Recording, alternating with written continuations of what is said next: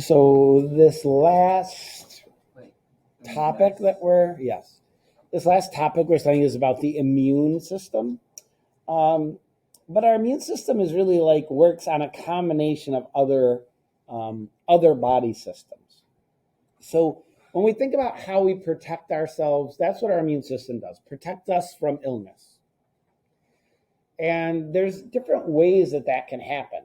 The first is our bodies are adapted to hopefully not let any pathogens in, first of all, right? And how does that happen? Well, our skin obviously helps protect us. There's bacteria floating around the air or a virus, somebody coughed up, gets on our skin. Well, it's probably not going to infect us. Our skin is like a barrier. The mucus in our nose and our throat helps trap pathogens as well. A pathogen is an organism that causes a disease. We have stomach acid. So if we eat something that has some bacteria on it, most of the bacteria just die off in the stomach acid and don't cause an infection and don't make us sick. Our tears help protect our eyes from any pathogens, and bacteria in our gut help protect us. But these things aren't all perfect, right? Even though we have these various types of protection from our body, sometimes pathogens get in. And what might they be? Well, bacteria are one that's common. Viruses are a common pathogen that causes disease. Even sometimes other organisms like animals, like worms, tapeworms, things like that, or fungi can cause disease. So lots of different things can cause a disease. So one of the primary ways our bodies protect us from pathogens is through our immune system, and that works using white blood cells. We talked about white blood cells when we were talking about the circulatory system because they're part of our blood. And white blood cells, they have a nucleus, and there's a bunch of types of white blood cells. We don't really need to be concerned about the names of them, but there's different types of white blood cells. Some of them engulf the pathogens and destroy them.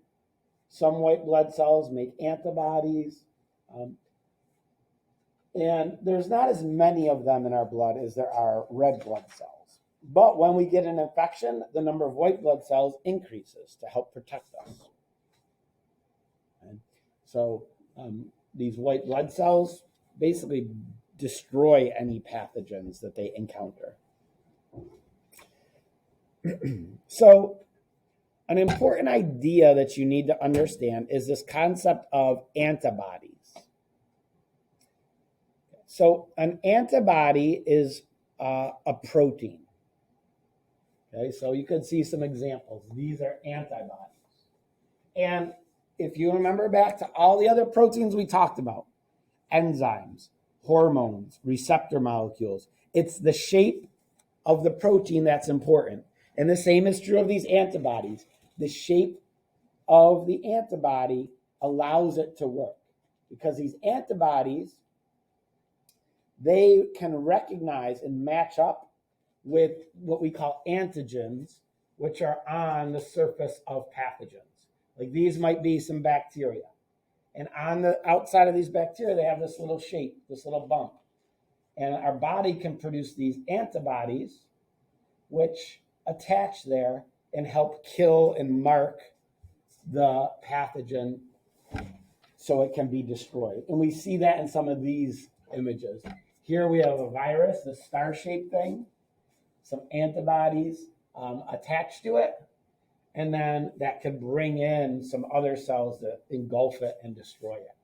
So our body produces, our immune system produces these antibodies when it's exposed to a pathogen. We call that active immunity. And sometimes it lasts for your entire life. Like if you get exposed to an illness,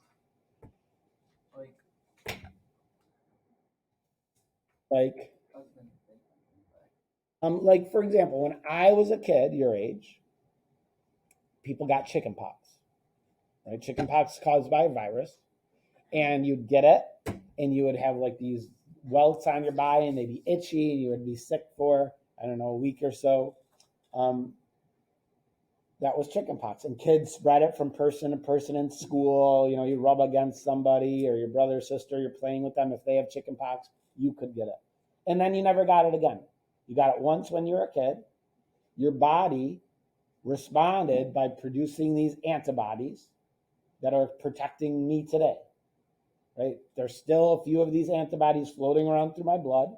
If I was exposed somehow to this chickenpox virus, those antibodies would help destroy it, and I probably wouldn't get sick. Now, you guys are not going to get chickenpox. Chickenpox isn't around.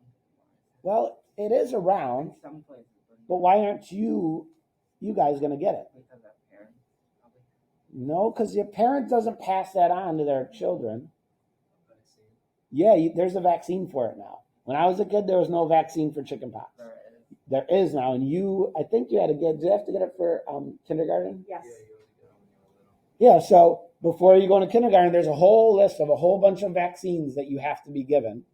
And you got a chickenpox vaccine to come to school. And so that's why you don't know anybody that had chickenpox, unless they're my age or older, because you got the chickenpox vaccine. You're not going to get chickenpox. My oldest daughter is 24. She was like, the chickenpox vaccine just came out. Yeah, I had the chickenpox. I didn't have. When she was like a baby, and so she did get it. But before like 1997, it wasn't around this vaccine. My Isaiah? mom said one of her siblings got chickenpox, and then my grandparents made them all stay in the house, so they all got it. Yeah. So they just didn't have to deal with Yeah, it. people used to do that, so they all get it at once, and then it's over. Yep. There was 6 or 7 of them in that house. Wow. Yeah. But again, this is because, so when that happened, my immune system started making antibodies against chickenpox, and I still have them today. So I'm not going to get the chickenpox. You guys, you have antibodies also against chickenpox, but you got yours because you were vaccinated. And that's what vaccines do. Like you guys told me, a vaccine gives you some part of the virus or some part of the bacteria, just to kind of give your body, your immune system, a preview of what it looks like. Now, there's different types of vaccines. Sometimes it's a dead virus they inject into you, and it can't make you sick. It can't get, like if you get the chickenpox vaccine, it can't give you chickenpox. Like what they're injecting into you, it's dead. Other times they give you just a piece of the virus and not the whole thing. Sometimes there are live vaccines where it's sort of like a living virus, but they've weakened it so it can't make you sick, but it's still actually alive. And there's new vaccines like the COVID vaccine, which we'll talk about, which works in a different way. It's an RNA vaccine.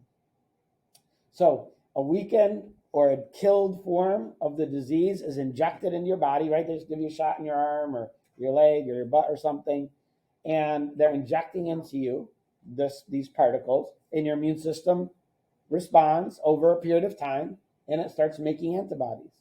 Okay, and then if you ever get the actual pathogen inside, your immune system hopefully can fight it off very quickly, and you won't actually get sick. That's how vaccines work. They're not perfect. Some vaccines are better than others. Like chickenpox vaccine is a good one. Like the immunity lasts a long time and nobody really gets it. Other vaccines don't work quite as well, like the flu vaccine. Like I got a flu shot, I don't know, a month ago to protect me from getting influenza virus. Sometimes they don't work perfectly. And so you could still sometimes get the flu, but you're much less likely if you've been vaccinated. Isaiah? I'm not sure with all vaccines. Not all vaccines will protect you from like some of them. Like vaccine for COVID doesn't work too well. It works pretty well. It doesn't work. Most of the people that have been getting sick have been vaccinated. Yeah, there are a lot of people that have been vaccinated and have gotten sick. But do you know anything about what happens when a person's vaccinated and gets COVID? they typically don't have severe symptoms, right? So if you look at like people that end up in the hospital, almost all of those people are unvaccinated people. There's some people that are vaccinated, but if a person is vaccinated, their symptoms that they get, if they do get COVID, are typically much milder than people that are unvaccinated and get it. But you're right, they're not perfect, and people like even the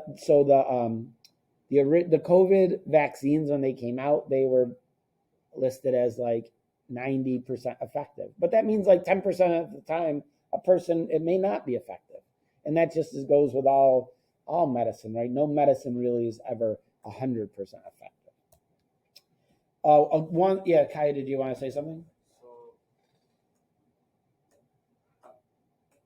you don't have to like when they like give you a shot sometimes they just put it in your arm without like looking for a vein. Yes. That still gets in your system. Yep. Yeah. So, like, what like system would that go through? Like your nervous system? No, it still goes through your circulatory system. What happens is that's called like an intermuscular injection when they just give it to you in your arm. And that whatever they're putting in your arm, it still will make its way into your circulatory system, but it doesn't have to go directly in like an injection of a medicine that has to be directly into your circulatory system. It still makes its way eventually throughout all of your body. A lot of medicines can be given like that. Like if you I would say many more medicines can be given like that than medicines have to go directly into a vein. Because your capillaries basically surround all of your body, so it's going to make its way into your circulatory system. So that's a good question. Here's another important vaccine that has basically. So Isaiah was talking about is a vaccine, how effective it can be. Here's one that was extremely effective. So this shows polio. So polio, we talked about a little bit, as a disease of the nervous system, which crippled and killed millions and millions of people every year when it was around. Okay. Not around anymore. So this is how many cases of polio there were. This is 1937 to 1955 and the beginning for it. And obviously it was going up. And then polio was really the first common vaccine that was given to lots of people. In 1955, polio vaccine was introduced. Okay, and that year there was almost 30,000 cases of polio. Look at what happened in the next few years. It drastically dropped, and basically now nobody gets polio really. Okay, and basically we've eliminated polio completely by vaccinating people for it. Smallpox is another disease that we've overcome by vaccination, that people don't get it in the vast majority of the world because we have good vaccines that really work well, and most people have it, the vaccine. That's something that's called herd immunity. You may have heard this. So let's say when you come to school, you have to have the chickenpox vaccine. But it's not 100% effective. Let's say it's 90% effective. So let's say Isaiah's chickenpox vaccine didn't work for him, but he comes to school, he still is not going to get chickenpox. How come? Why wouldn't you? If it didn't work in you, how come you're still not going to get chickenpox when you come to school? Because no one has it. Because everyone else, it worked in 90% of the other students here. That's called herd immunity, that even if your vaccine wasn't 100% effective, because everybody around you is, you're much less likely to get the disease, even if you're not, don't have good immunity to it. So that's sometimes called herd immunity.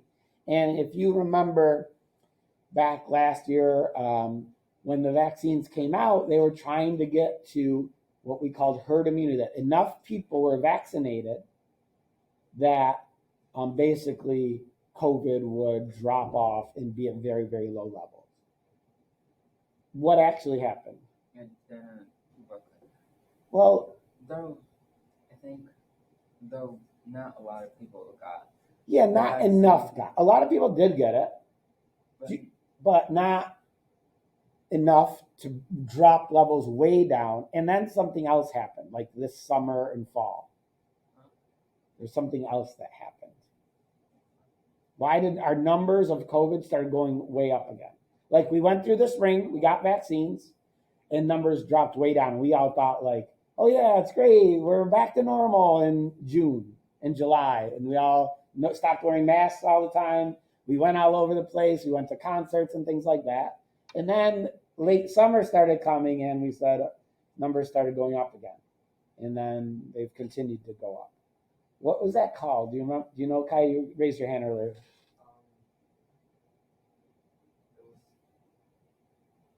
I don't remember, but I know what it was. Yeah, it was called the Delta variant, right? That the disease, the COVID virus, mutates and changes over time. And what happened was not enough people got vaccinated, and this mutation made for a more contagious version of COVID. And so then it started spreading again, and that's when our numbers started to rise. And the Delta variant of COVID gets around the vaccine easier, right? So that's when we started seeing people that are vaccinated get COVID, even though they're vaccinated. What do they call those cases? There's a term for it. Anybody heard it? They're called breakthrough infections. If you've heard that term, that means it's somebody that was vaccinated, but they still got COVID. But like I was saying earlier, when people do get breakthrough infections, they're typically much milder than people that were unvaccinated. I have a friend that's a nurse, and he always was telling us about what things are like in the hospital, and he was telling us how the really sick people that are on ventilators, that are not doing well at all, almost 100% of them were unvaccinated. I guess, yeah, let's watch this video first. That's like my mom, but